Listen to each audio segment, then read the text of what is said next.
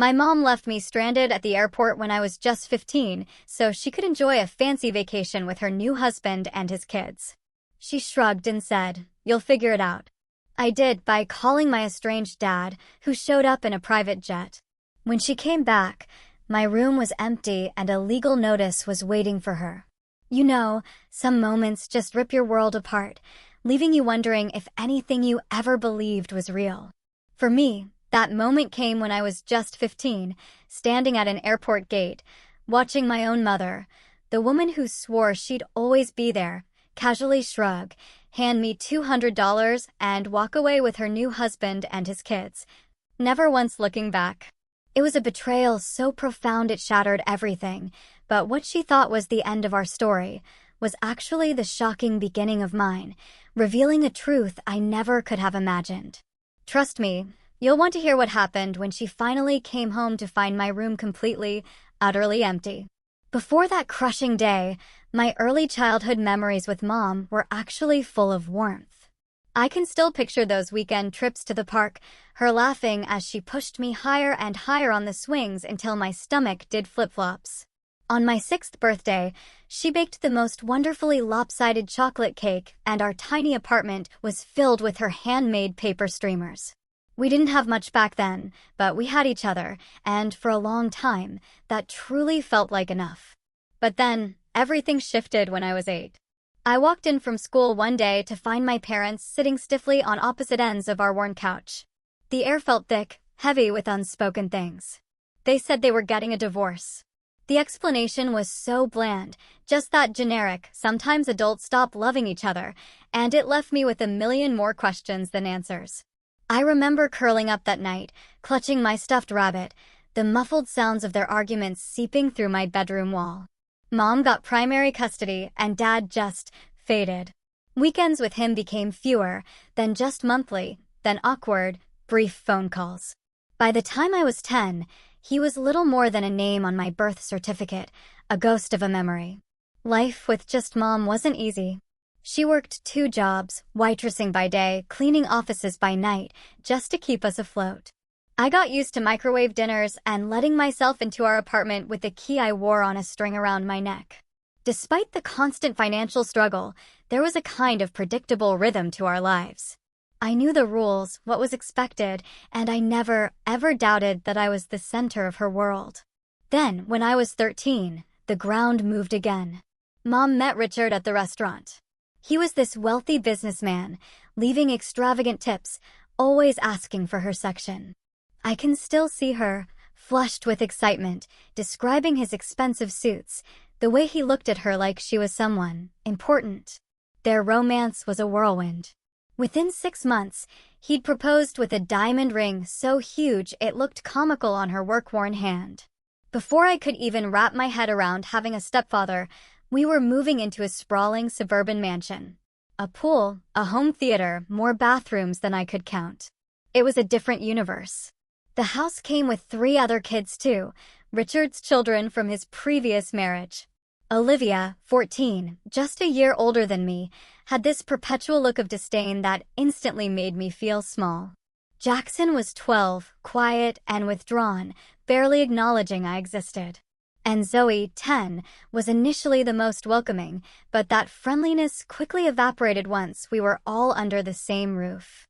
Right from the start, it was painfully clear I didn't fit into this ready-made family. Richard was polite, yes, but distant, saving his genuine smiles and affection for his kids. Family dinners became an exercise in discomfort. Richard and Mom would talk about private schools, country club memberships, vacation homes, topics from a world I'd never touched. When I tried to talk about school or books, I'd get polite nods before the conversation swung back to the stepkids' latest accomplishments in tennis, debate club, or piano. But what really twisted the knife was watching my mother transform. The woman who'd once clipped coupons and haunted clearance racks now spoke knowledgeably about designer brands and exclusive restaurants. She colored her hair, whitened her teeth, and started referring to our old life as the struggle years, with an uncomfortable little laugh whenever Richard's friends were around. It was like she was shedding her old skin, and with it, all the parts of herself that were connected to me. I tried so hard to fit in with my new step-siblings. I offered to help Olivia with her math, complimented Zoe's art, asked Jackson about his video games. My attempts were met with cool politeness at best, outright rejection at worst. I'll never forget overhearing Olivia tell her friends on the phone that her dad's new wife came with baggage and she meant me. As summer approached, Richard announced a family vacation to Bali. 2 weeks at an exclusive resort, private villas, personal butlers. Despite the growing distance between us, a little spark of excitement ignited in me. Maybe this was it. Maybe this trip would finally be a chance to bond, away from the everyday pressures. My hopes were quickly extinguished when Mom took the stepkids shopping for new vacation clothes and didn't include me. When I asked why, she casually said I had plenty of clothes already. Most of them were from our life before Richard. I ended up spending my babysitting money on a new swimsuit, a modest blue one-piece that paled in comparison to the designer bikinis Olivia and Zoe would be bringing. A week before the trip, I overheard a conversation that sent a chill down my spine. Mom and Richard were in their bedroom, the door slightly ajar. "What about the arrangements for Blanche?" Richard asked, his voice low. "All taken care of," Mom replied, with a dismissive tone that made my stomach clench. "She won't be a problem." When I confronted her, she brushed it off with a breezy, "Just trip details, honey. Nothing for you to worry about." The morning of departure was a flurry of chaos and excitement. Suitcases were loaded into Richard's luxury SUV. I noticed my passport wasn't with a stack of travel documents. Mom muttered something about having it in her purse and hurried me along. Looking back, I should have seen the signs. The way she avoided eye contact on the drive. How no one discussed my seat assignment when they were debating window seats. The fact that my suitcase was mysteriously smaller than everyone else's. But at 15, desperate to believe I was part of this family, I ignored the alarm bells screaming in my head. The international terminal was a dizzying maze of travelers. Richard, efficient, led our group. Mom was beside him, clutching her designer handbag. Olivia, Jackson, Zoe followed, faces bright. I trailed behind, struggling with my small suitcase. At the check-in counter, Richard presented the passports.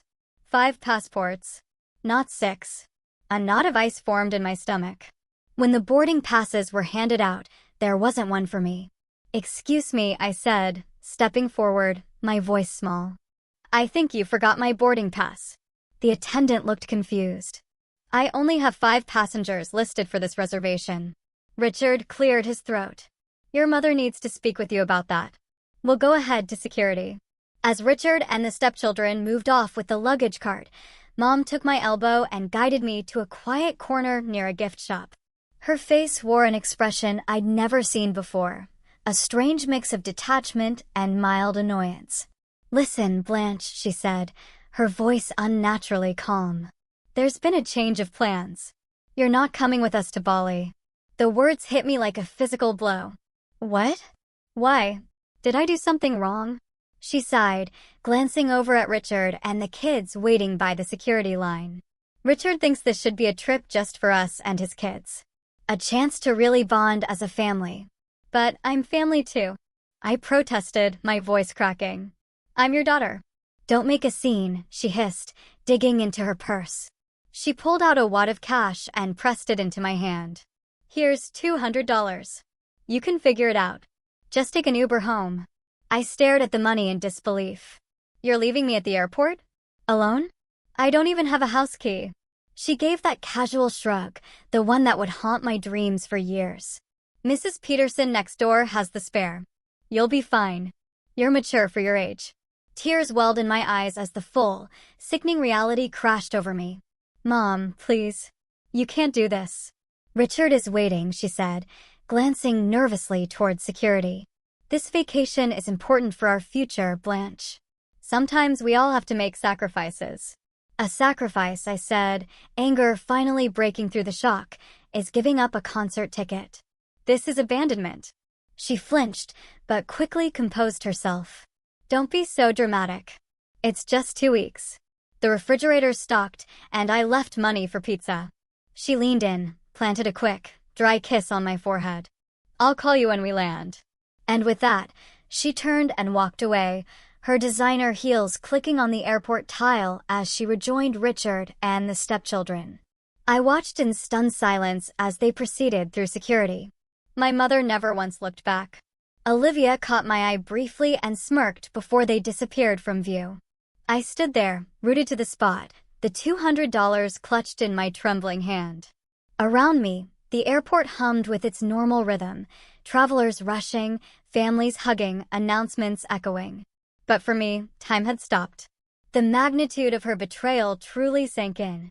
The tears came without warning, hot and fast, streaming down my face as I sank onto a nearby bench.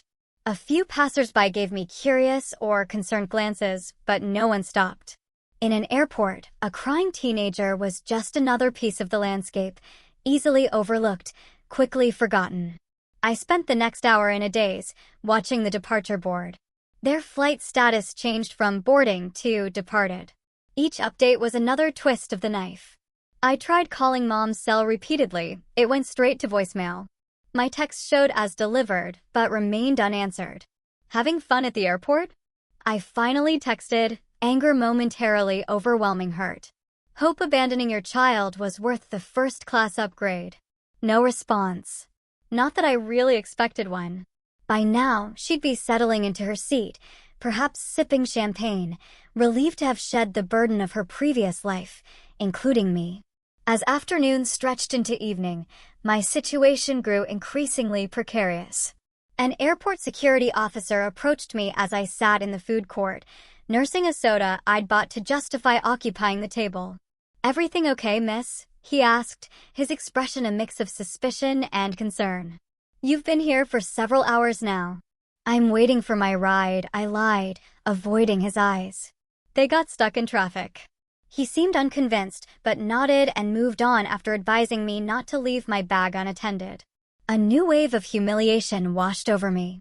How could I admit my own mother had abandoned me? The words stuck in my throat, held back by shame and a lingering, stupid loyalty. As the evening crowds thinned and the airport shops began to close, the reality hit hard. $200 wouldn't last long. And even if I made it back to the house, I'd be alone for 2 weeks with no transportation and limited funds. I found myself in the airport bathroom, splashing cold water on my swollen face, trying to formulate a plan. The girl in the mirror looked like a stranger, her eyes red-rimmed and haunted. In that moment, I understood something fundamental had changed. The invisible thread connecting me to my mother, the basic trust that she would always protect me, had been irreparably severed. 6 hours had passed since she walked away. I'd migrated from bench to bench, watching families embarking on adventures. Each passing hour deepened my isolation. My phone battery was running low, adding another layer of anxiety. Around 8 p.m., I made my way to an airport restaurant. I sat at the counter, ordering the cheapest thing on the menu, a side of fries, to conserve my limited funds. The server, a woman with kind eyes and a name tag that read Gloria, brought my food, then paused, studying my face. "You okay, honey?" she asked, her voice gentle. "You look like you've been crying." I attempted a smile that felt more like a grimace. "I'm fine. Just a long day." She didn't press, but returned a few minutes later with a chocolate milkshake I hadn't ordered. "On the house," she said with a wink. "Whatever's going on, sugar and chocolate never hurt." Her small kindness nearly undid me. I thanked her, a lump in my throat, and slowly ate while scrolling through my phone contacts, looking for anyone who might help. My options were depressingly short. Most of my old friends had drifted away after the move, and I hadn't made many new ones. I tried texting 2 of Mom's friends, women who'd been part of our lives before Richard. One didn't respond. The other sent a brief message saying she was out of town. It seemed that when Mom moved on to her new life, her old support network had been left behind as thoroughly as our small apartment and budget groceries. As I scrolled, a name caught my eye. Dad. My heart skipped a beat. I hadn't spoken to him in over 3 years. Our last conversation had been a brief, awkward phone call on my 12th birthday. After that, he seemed to vanish. Mom had always implied he wasn't interested, that he had a new family who took priority. Your father has moved on, she'd say whenever I asked. Some men just aren't cut out for parenthood. I stared at his contact, my thumb hovering over the call button. What if he rejected me too? What if Mom had been telling the truth? The thought of another abandonment felt unbearable. I went back to the airport bathroom, locking myself in a stall. I practiced what I'd say, rehearsing different openings. Hi, Dad. It's Blanche. I know it's been a while. No, too. Casual. Hello, this is Blanche. I'm sorry to bother you, but I'm in trouble. Better, but still not quite right. In the end, desperation won out over pride. With trembling fingers, I pressed the call button and held my breath. Once, twice, 3 times. I was about to hang up when a deep voice answered. Hello. The sound of his voice, so familiar yet strange, momentarily robbed me of speech. Hello? Is anyone there? He asked again. Dad, I finally managed, my voice small and uncertain. There was a pause. Then, Blanche? Is that you, sweetheart? The concern in his voice cracked something inside me. Dad, I need help, I said. And then the whole story came pouring out in a rush of words, punctuated by sobs. The remarriage, the move, the airport, the $200. By the end, I was barely coherent. She left you alone at the airport? His voice had changed now, a hard edge replacing the initial shock. Where are you? Which airport? I told him, half expecting him to offer to call social services or wire me money for a hotel. Stay exactly where you are, he said firmly. I'm coming to get you myself. It'll take me about 3 hours. Can you stay safe until then? You're coming here? I asked, disbelief evident. You don't have to do that. Maybe you could just help me get home, Blanche, he interrupted. I'm coming to get you. Find the customer service desk for the airline your mother was flying with. Tell them your situation. I'll call ahead and make sure they take care of you until I arrive. After he hung up, I sat in the bathroom stall for several minutes, trying to process what had just happened. My father, who I'd believed wanted nothing to do with me, was dropping everything to come to my rescue. It seemed too good to be true, and a lifetime of disappointments had taught me to be wary of hope. Nevertheless, I followed his instructions, approaching the customer service desk with my heart in my throat. To my surprise, the airline staff were immediately sympathetic. They escorted me to a private waiting area, brought me a sandwich and some juice, and assured me they would watch over me until my father arrived. Unfortunately, this happens more often than you'd think, the customer service manager told me quietly. Parents changing plans at the last minute, leaving kids to fend for themselves. The 3-hour wait felt both endless and surreal. I drifted between hope, fear, and exhaustion. What if my father didn't show up? What if he did, but resented having to rescue me? What if this was all an elaborate setup for another rejection? My mind wandered to the few memories I had of him from before the divorce, teaching me to ride a bike in the park, his steady hand on the seat as I wobbled forward, reading bedtime stories in a different voice for each character. A Christmas morning when he'd built me a dollhouse, his face lighting up at my delight. If he had loved me, then why had he disappeared? Why had he never fought to see me? The questions swirled in my tired mind as the minutes ticked by. Just as I was beginning to doze off in the uncomfortable airport chair, a voice came over the PA system. Attention, please. Will Blanche Williams please come to the information desk? Blanche Williams to the information desk, please. My heart leapt into my throat as I gathered my small suitcase and followed an airline employee who came to escort me. But instead of heading to the main terminal, we walked through a series of corridors and security checkpoints until we reached what appeared to be a private terminal section. Your father has arranged for you to meet him here, the employee explained as we approached glass doors leading to the tarmac. That was when I saw it. A sleek private jet with stairs descending from its door. And walking down those stairs was a tall man in a business suit, his familiar profile causing my breath to catch. My father looked different than I remembered. His dark hair was now streaked with silver at the temples, and he carried himself with a confidence I didn't recall from childhood. But his eyes, when they found mine, were exactly as I remembered, kind, crinkled at the corners. For a moment, we both froze, taking each other in across the distance. Then he strode forward, closing the gap in seconds. He stopped just short of embracing me, the uncertainty written across his features. "Blanche," he said, his voice thick with emotion.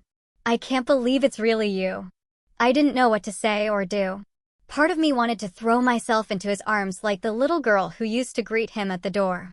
Another part, the wounded teenager who'd felt abandoned by both parents, held back. He seemed to sense my hesitation. "I'm so sorry," he said quietly. "For everything. For not being there. For not fighting harder to stay in your life." Something in his sincerity broke through my defenses. The tears I thought had been exhausted hours ago returned with new force. "She said you didn't want to see me anymore," I choked out. "That you had moved on." His face darkened. "That was never true. Not for a single day." He tentatively opened his arms, and this time, I didn't hesitate, stepping into his embrace and letting out years of pent-up grief against his shoulder. We stood like that for several minutes, both of us overcome with emotion. When we finally separated, he kept one arm around my shoulders as he guided me toward the waiting plane. "Let's get you out of here," he said gently. "We can talk properly once we're in the air." The interior of the private jet was unlike anything I had ever experienced. Plush leather seats, polished wood tables, soft lighting, an atmosphere of quiet luxury. A flight attendant greeted us warmly, offering me a selection of drinks and snacks. As we settled into seats facing each other, I couldn't help but stare at my father in wonder. "Is this your plane?" He smiled, a hint of embarrassment crossing his features.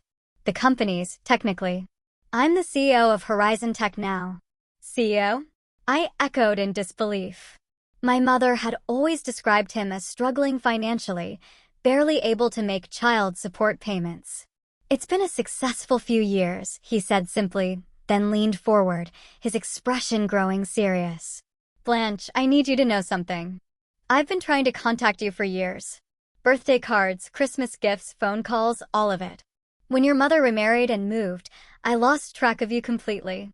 I hired private investigators who couldn't find your new address. I filed motions with the court that were somehow lost or delayed." My mind reeled as the implications of what he was saying sank in.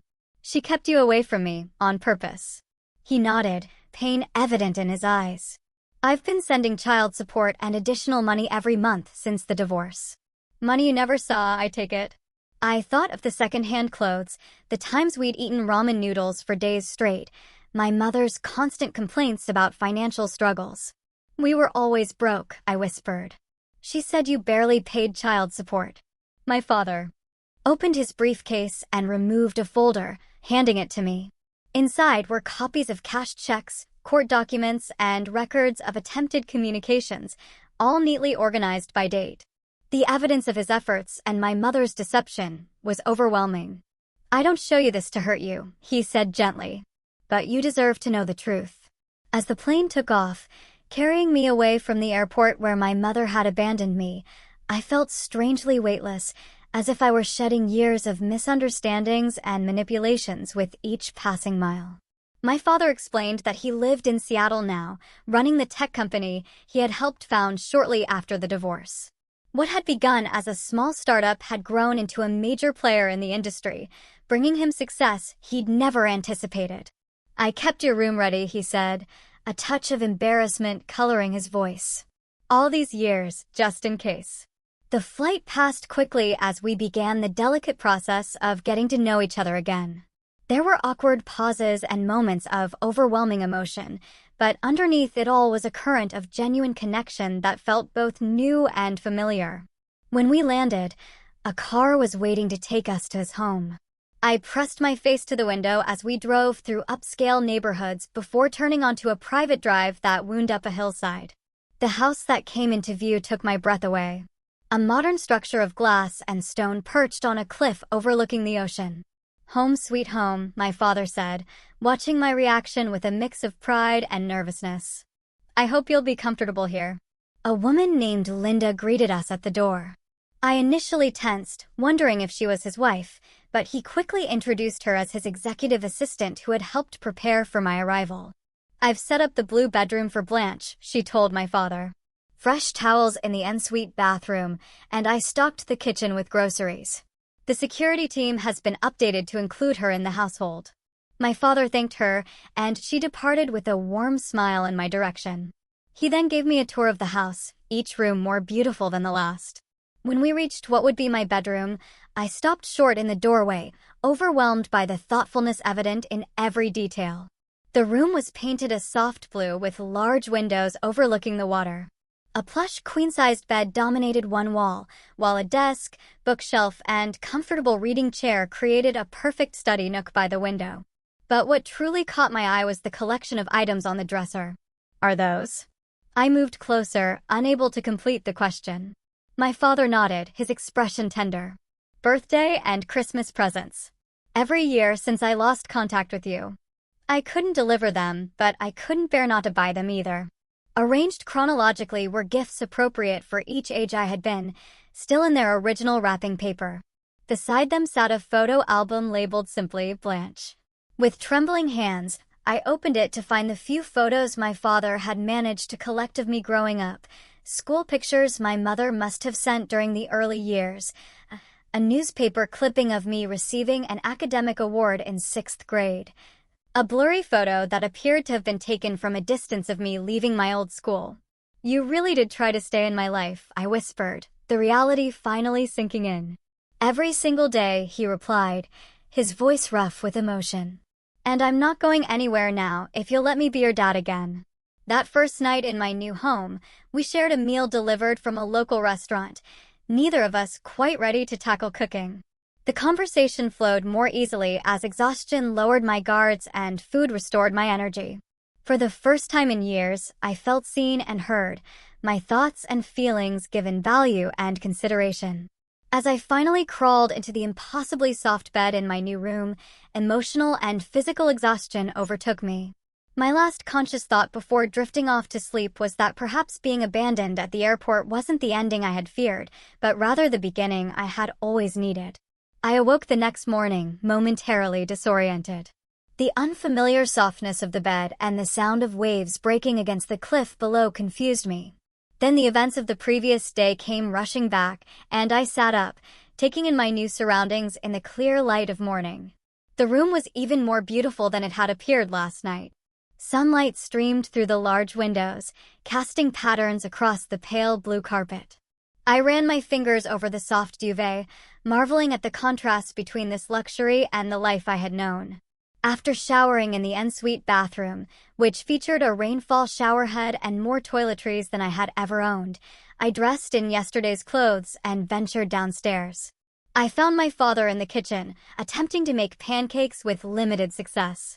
"Good morning," he said, looking up with a smile that turned sheepish as he gestured to the misshapen pancake in the pan. "I thought I'd make breakfast, but it seems my cooking skills haven't improved since you were little." The memory surfaced unbidden, Sunday mornings when he would attempt pancakes while my mother slept in. They were always oddly shaped, sometimes burned, but he had served them with such pride that I never complained. "I remember your pancakes," I said, sliding onto a stool at the kitchen island. "You used to make smiley faces with chocolate chips." His face lit up.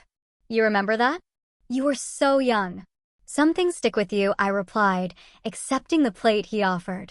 Despite their appearance, the pancakes tasted good, and the normalcy of sharing breakfast helped ease the awkwardness between us. After we ate, my father gave me a proper tour of the house and grounds. The property was expansive, with manicured gardens leading down to a private beach access. Inside, the house featured a home gym, a theater room, and an office with views that would make concentration impossible for most people. "I have some people I'd like you to meet today," he said as we returned to the main living area, "if you feel up to it." An hour later, I found myself sitting across from a distinguished woman in her 50s who introduced herself as Judith Bennett, a family law attorney.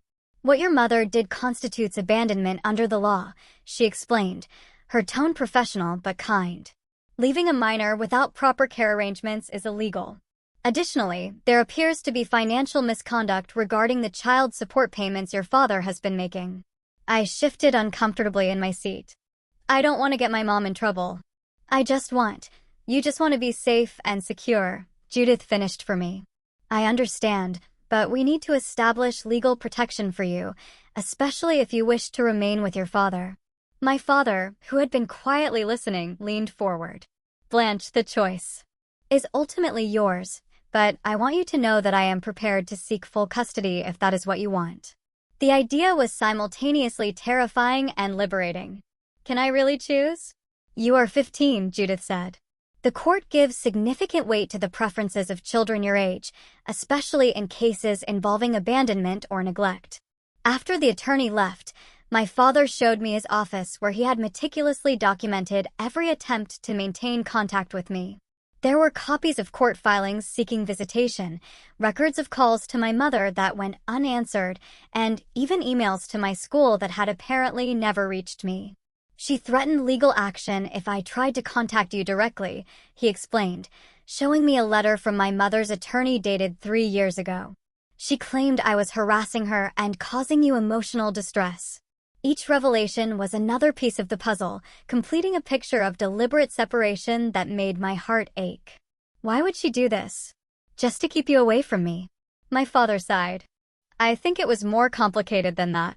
After the divorce, your mother struggled financially, which was partly my fault.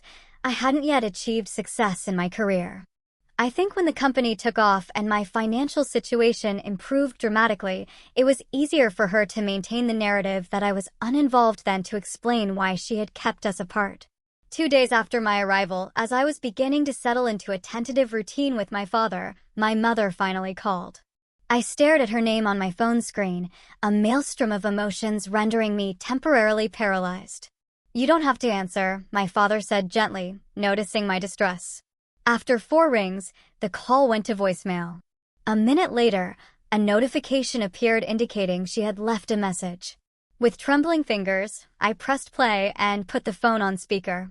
Blanche, honey, there seems to have been a terrible misunderstanding. My mother's voice emerged, falsely bright. I thought you understood the plan was for you to stay home during our trip.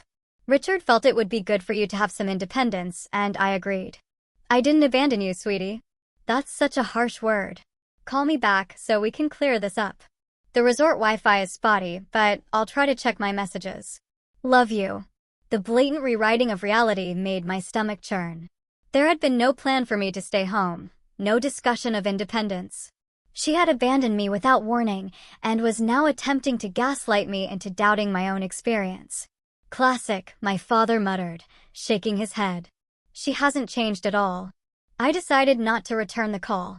Instead, with the support of Judith Bennett and my father, I made the decision to stay in Seattle permanently. The attorney began the process of filing for a change in custody, gathering evidence of my mother's abandonment and financial misconduct. With the immediate legal matters in motion, my father turned his attention to practical concerns. You need clothes, school supplies, whatever personal items you want, he said. We can go shopping today if you feel up to it. The shopping trip was surreal. Accustomed to thrift stores and clearance racks, I was overwhelmed by my father's insistence that I choose whatever I liked without checking price tags. By the end of the day, I had a new wardrobe, a laptop for schoolwork, and a phone with unlimited data, a sharp contrast to the restricted plan my mother had grudgingly provided.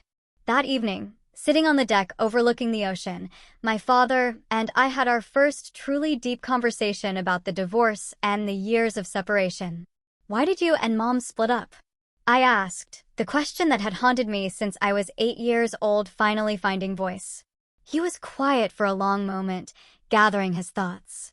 The simplest answer is that we wanted different things from life. Your mother wanted financial security and social status above all else. When my first business venture failed, she saw me as a disappointment rather than a partner facing temporary setbacks. And you? I prompted. I wanted a true partnership, someone who would weather the storms with me, not abandon ship at the first sign of rough waters. He looked at me, his eyes sad. I never wanted to leave you, Blanche. That was the hardest part. Your mother used her custody rights as a weapon, gradually restricting my access until I was effectively cut out of your life. As the days passed, we made plans for my future. My father contacted the best private school in Seattle, arranging for me to start when the fall semester began. A child psychologist was engaged to help me process the abandonment and years of manipulation. Slowly, I began to envision a life where I was valued and supported, rather than merely tolerated. One week after my arrival in Seattle, my father and Judith Bennett suggested it was time to retrieve my belongings from my mother's house. With her still in Bali for another week, we had the perfect opportunity to enter the house legally, as I was still officially a resident, and collect my personal items without confrontation. "You don't have to come if it would be too difficult," my father assured me. "I can handle it with the legal team." But I knew this was something I needed to do myself, a necessary step in closing this chapter of my life. "I want to go," I said firmly. "There are things there that matter to me." The decision made, we began planning the trip with the precision of a military operation. Flights were booked, legal documents prepared, and a moving company engaged to transport my belongings. As the date approached, I found myself drafting and redrafting a letter to leave for my mother, trying to find words to express the depth of her betrayal and my decision to forge a new path. 3 days before my mother was scheduled to return from Bali, my father and I, accompanied by Judith Bennett and her assistant, arrived at the house I had shared with my mother and Richard's family. Using my key, I opened the front door to find the house exactly as it had been left, eerily silent and undisturbed. Walking into that space as essentially a visitor was a disorienting experience. Familiar surroundings suddenly felt foreign, as if I were seeing them through new eyes. The photographs on the walls, I noticed for the first time, featured primarily Richard and his children, with my mother occasionally included. There were almost no images of me, and none at all of me with my mother. "Where's your room?" my father asked quietly, his hand a reassuring presence on my shoulder. I led him upstairs to the smallest bedroom at the end of the hall, the one furthest from the master suite. Opening the door revealed my modest space, neat but impersonal, lacking the touches of indulgence visible in the stepchildren's rooms that we had passed. "This was your room?" My father's voice held a note of disbelief as he took in the basic furnishings and lack of decorative elements. "It's fine," I said automatically, the defensive response ingrained after years of being told I should be grateful for what I had. His expression softened. "No, sweetheart. It is not fine. You deserved better." With the help of the movers, we began the process of packing my belongings. Clothes went into wardrobe boxes, books and school supplies into smaller cartons. I was selective about what I took, leaving behind anything that had been gifts from my mother or Richard, taking only what truly belonged to me or held sentimental value. As I cleared my desk drawers, I found a box of keepsakes I had almost forgotten, pushed to the back of the bottom drawer. Inside were photos from before the divorce, a few birthday cards my father had sent in the early years after the separation, and a small teddy bear he had given me on my 5th birthday. "You kept these," he said, his voice thick with emotion as I showed him the mementos. "I never really believed she was telling the truth about you not caring," I admitted. "Not completely." In my closet, behind a row of shoes, I discovered something that made my blood run cold. A stack of envelopes bound with a rubber band, all addressed to me in my father's handwriting. With shaking hands, I opened the first one to find a birthday card for my 13th birthday containing a heartfelt message and a gift card that had never been used. One by one, I opened the envelopes, each containing evidence of my father's continued efforts to remain in my life. Efforts my mother had deliberately hidden from me. Cards for every birthday and Christmas. A letter explaining his new address and phone number when he moved to Seattle. Photos of him at his company headquarters with a note saying he hoped I would visit someday. "She kept all of these from me," I whispered, tears streaming down my face. "All this time, I thought you had forgotten about me." My father pulled me into a tight embrace. "Never, not for a single day." As the movers continued their work, I wandered into my mother's home office, drawn by a need to understand why she had gone to such lengths to separate me from my father. Judith had advised that personal documents related to me were legally mine to take, so I began searching through the filing cabinet. In a folder labeled Divorce, I found financial records that confirmed what my father had told me.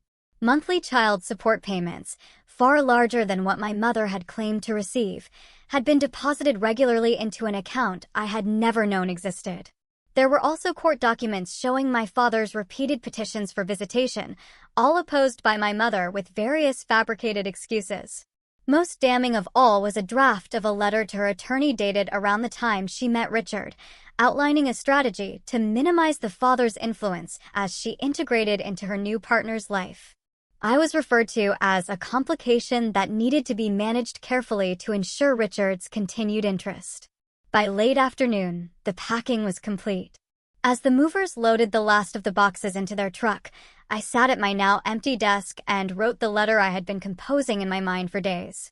Dear Mom, it began. The formality of mother feeling too distant, the warmth of mommy impossibly out of reach. I poured out my feelings of betrayal, not just from the airport abandonment, but from years of being made to feel like an inconvenience. I explained that I had found the hidden letters and financial records, that I knew the truth about her systematic campaign to keep my father from me. I am choosing to live with Dad now, I wrote near the end, not as revenge, but because I deserve to be somewhere I am wanted and valued. I hope someday you will understand the damage your choices have caused, not just to me, but to yourself. Despite everything, I do not hate you. But I need to love myself enough to leave.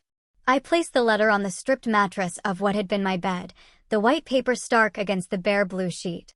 As a final touch, I left the house key beside it, a symbolic relinquishment of my place in this household. Walking out of that house for the last time, I felt a complex mixture of grief, relief, and resolution. My father waited by the car, his expression concerned. All done, he asked. I nodded, unable to speak past the lump in my throat. He seemed to understand, opening the car door for me without further questions. As we drove away, I did not look back at the house. Instead, I looked forward, toward the future I was now free to create. My mother returned from Bali 3 days later. Within hours, my phone exploded with notifications, a barrage of increasingly frantic messages. Where are you? Why is your room empty? Call me immediately. Blanche, this is not funny. Come home right now. I just spoke to your father's lawyer. How could you do this to me after everything I have done for you? Please come home, sweetie. We can work this out. I miss you. The messages cycled through anger, manipulation, and false contrition in a predictable pattern. I showed them to my father and Judith, who advised me not to respond until the legal proceedings were further along. A week after her return, my mother showed up unannounced at my father's house, having somehow obtained the address. The security system alerted us to her presence at the gate, her luxury SUV visible on the monitor as she repeatedly pressed the intercom button. You don't have to see her, my father assured me. We can have security turn her away. But I knew this confrontation was inevitable and perhaps necessary. I'll talk to her, I said. But I want you and Judith there, too. My mother's face when the front door opened was a study in conflicting emotions, relief at finding me battling with outrage at the situation. She wore an expensive sundress and designer sunglasses pushed up into her perfectly highlighted hair, the picture of affluent suburbia. Blanche, thank God, she exclaimed, stepping forward as if to embrace me. I took an instinctive step back, and her arms dropped to her sides. What is going on? Why did you leave? Why are you with him? The last word was infused with such venom that I flinched. Perhaps we should continue this conversation inside, my father suggested, his voice calm but firm. Once seated in the living room with Judith present as both legal counsel and witness, my mother's facade began to crack. Her eyes darted around the beautiful space, taking in the obvious wealth and taste evident in every detail. So this is what this is about, she said with a brittle laugh. He's lured you away with promises of luxury. I should have known. That is not why I am here, I replied, struggling to keep my voice steady. I am here because you abandoned me at an airport. I am here because you have been lying to me about Dad for years. I am here because I found all the letters and cards you hid from me. Her expression faltered, then hardened. You went through my private things? How dare you? They were addressed to me, I countered. They were mine to read. You are 15 years old, she snapped.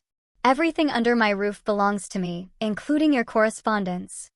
I was protecting you from his inconsistency, his broken promises. My father, who had been silently observing, finally spoke. There were no broken promises, Karen. Only your systematic efforts to erase me from our daughter's life. You have no right to judge me, she hissed. You have no idea what it was like raising her alone while you were off becoming a millionaire. I sent child support every month, he replied evenly. Far more than the court ordered. Money you apparently spent on yourself while telling Blanche you were struggling. My mother's face flushed. That is a lie. I sacrificed everything for her, including abandoning her at an airport so you could vacation with your new family, Judith interjected, her professional tone making the accusation even more damning. For a moment, my mother seemed at a loss for words. Then her eyes narrowed as she turned back to me. I didn't abandon you. I gave you an opportunity for independence. If you had just gone home as instructed, none of this drama would have been necessary. The blatant rewriting of reality made my chest tight with anger.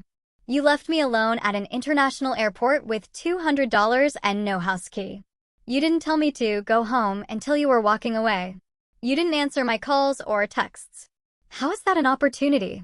You're twisting what happened, she insisted, though her voice had lost some of its conviction. My father leaned forward. Karen, we have security footage from the airport. We have witness statements from airline staff.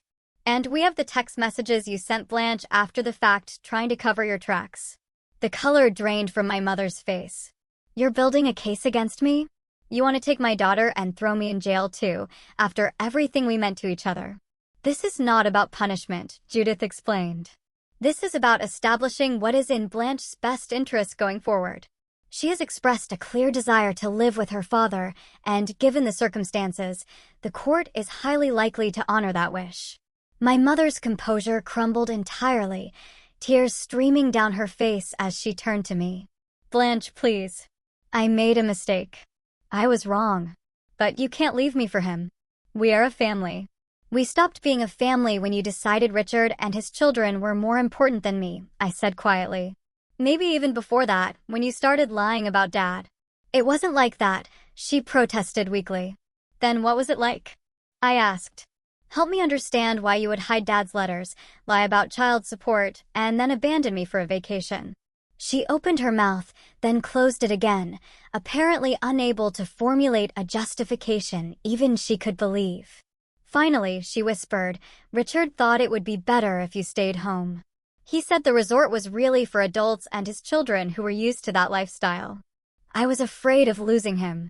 The raw honesty was somehow more painful than her earlier attempts at manipulation. So, you chose him over me. I chose financial security, she countered. Do you have any idea what it is like to be a single mother with no money? Richard offered us a better life. He offered you a better life, I corrected. I was just excess baggage. Before she could respond, the front door opened and Richard himself strode in, his face tight with anger. Karen, this has gone on long enough. Get in the car now. My father stood immediately. How did you get past security? Richard ignored him, focusing on my mother. I told you not to come here. You're just making things worse. Our lawyer said not to have any contact. My mother seemed to shrink under his gaze, her brief moment of honesty evaporating as she reverted to the compliant wife. I just wanted to see Blanche. And now you have, he said dismissively. Let's go. As my mother rose to follow him, I called after her. Is this really what you want, Mom? Someone who treats you like a child and me like an inconvenience. She paused, conflict evident in her expression. But Richard took her elbow firmly. The car, Karen. Now. The last image I had of my mother that day was her back as she walked away, just as it had been at the airport. But this time, I was not the one being left behind. In the aftermath of that confrontation, my father's legal team filed for a restraining order after Richard attempted to enter the property again the following day. The court granted the order, and a temporary custody arrangement was put in place pending a full hearing. The hardest part was accepting that my mother had chosen her new life over me. Not just once at the airport, but repeatedly over the years with each hidden letter and each lie about my father. The girl who had once believed she was the center of her mother's world had to confront the painful reality that she had been at best an afterthought. The months following my mother's dramatic visit were challenging but transformative. Adjusting to life with my father involved creating new routines, establishing boundaries, and learning to trust that his presence in my life was permanent. I began seeing Dr. Eleanor Wilson, a therapist specializing in adolescent trauma and parental abandonment.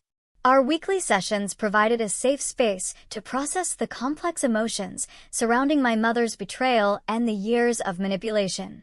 "What you are feeling is entirely normal," Dr. Wilson assured me during one particularly difficult session.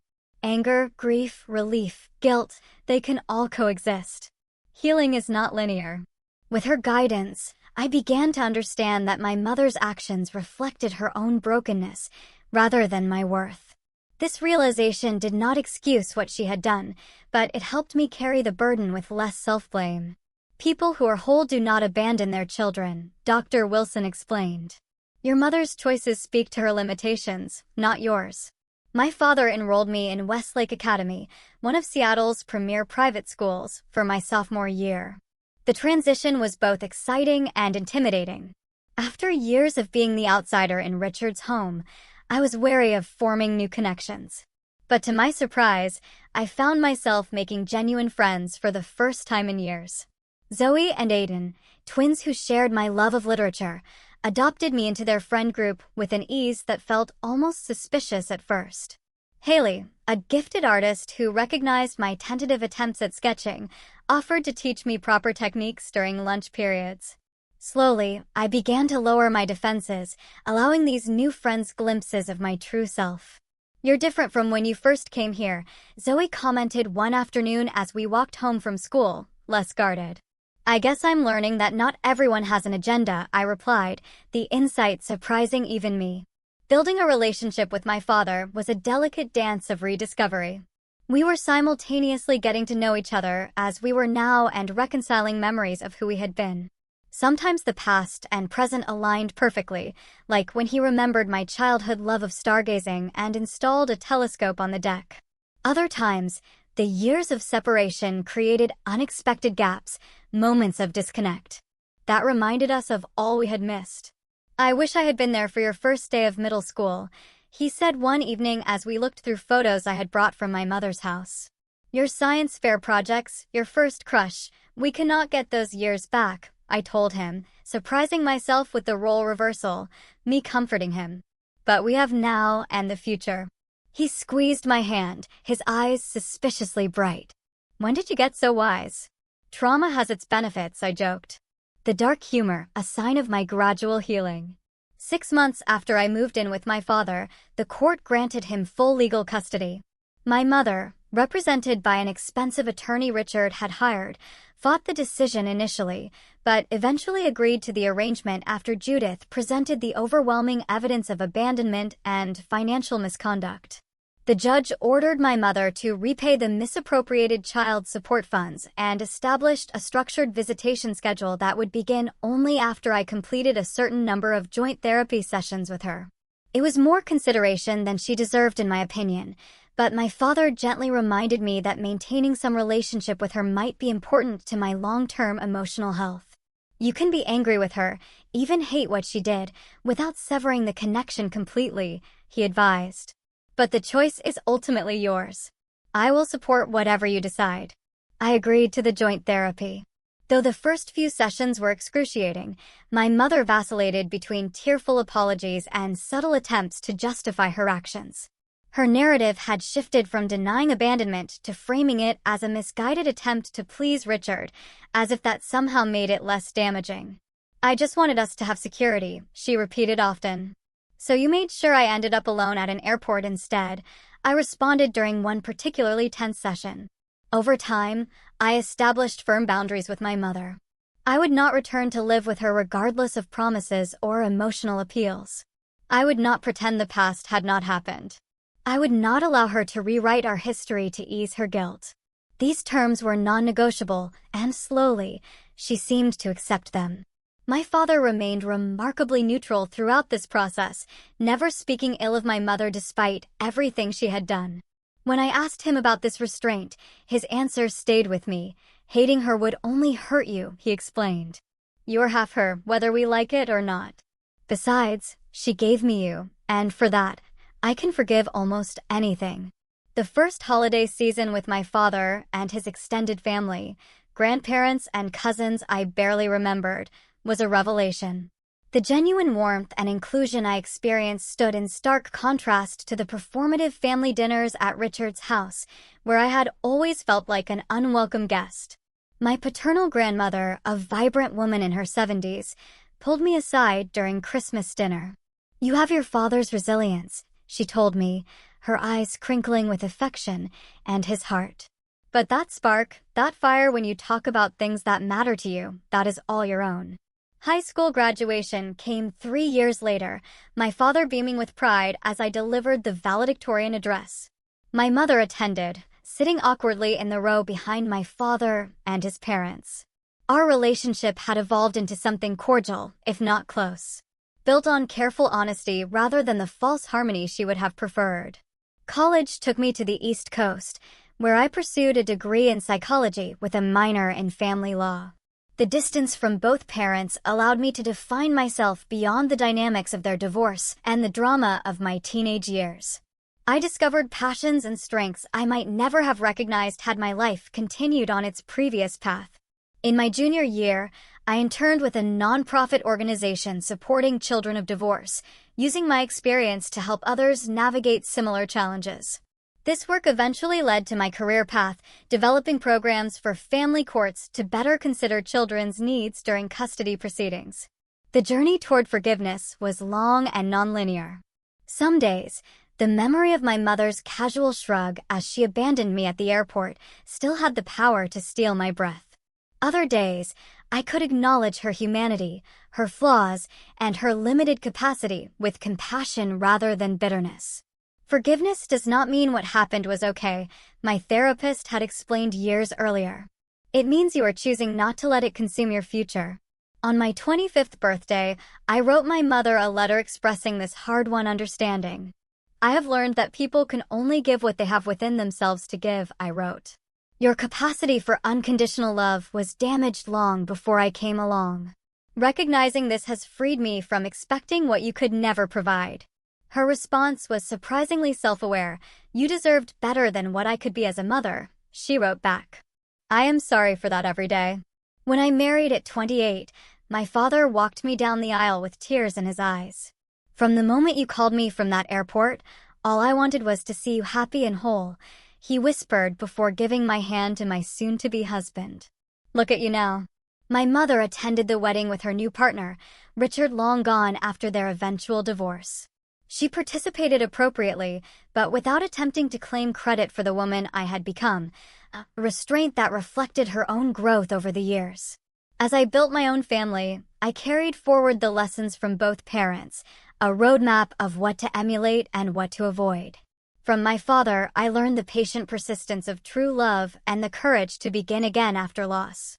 From my mother, I learned the importance of self-sufficiency and the danger of placing status above authentic connection. The airport abandonment, which once defined me, gradually became just one chapter in a much longer story. A pivotal moment, certainly, but not the conclusion. In an unexpected way, being left behind had propelled me forward, forcing me to discover strengths I might otherwise never have recognized. Sometimes I wonder what would have happened if my mother had taken me to Bali that day, if she had chosen me over Richard's preferences. Would I still be caught in the cycle of seeking her conditional approval? Would I have discovered my father's unwavering love? Would I have found my voice and purpose? These questions have no answers, of course. Life offers no parallel versions to compare with the path we actually walk. All I know with certainty is that families are defined not by biology or legal documents, but by the consistent choice to show up, to value, to prioritize one another. My father taught me that. My mother, in her absence, confirmed it. If you have ever felt abandoned or betrayed by someone who should have protected you, know that your worth was never determined by their failure. Their limitations are not your destiny. Family can be found and created in unexpected places if you remain open to connection, even after heartbreak. Thank you for listening to my story. Take care.